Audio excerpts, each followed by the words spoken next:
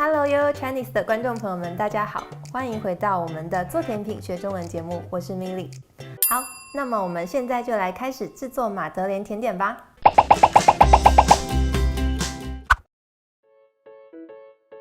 黄油、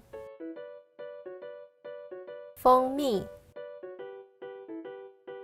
糖、盐、鸡蛋、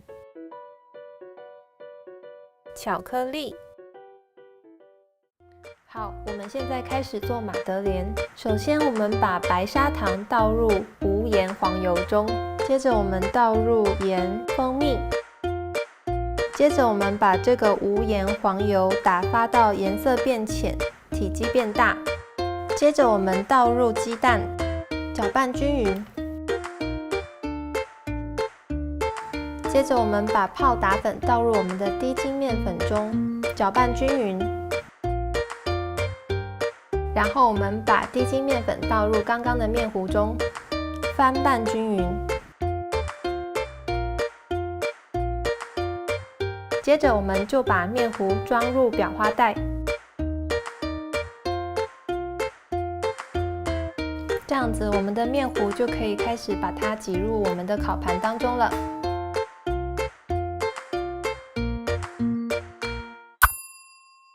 要在400华氏度下烤6分钟。马德莲已经新鲜出炉咯，那么现在又到了我们最重要的画图时间。首先我们要先准备好巧克力，千万不要忘记要提前把这些巧克力都融化好哦。来画龙的马德琳。龙是在东西文化里都有的形象，但其实差别很大。中国文化中的龙不仅不代表邪恶，而且是高贵、权威、成功和不凡的代表。东方龙的形象中集合了很多动物的特点，每个部分都有特别的含义。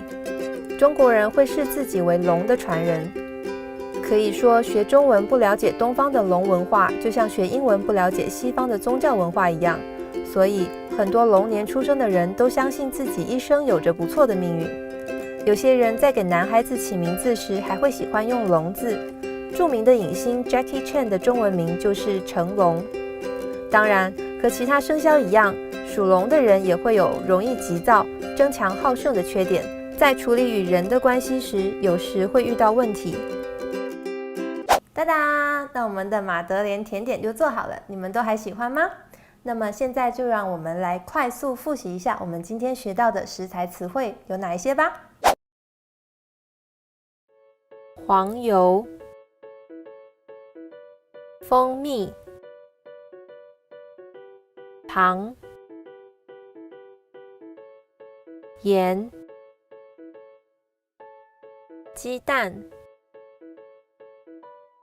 巧克力、龙。我们今天还跟大家介绍了一个字属。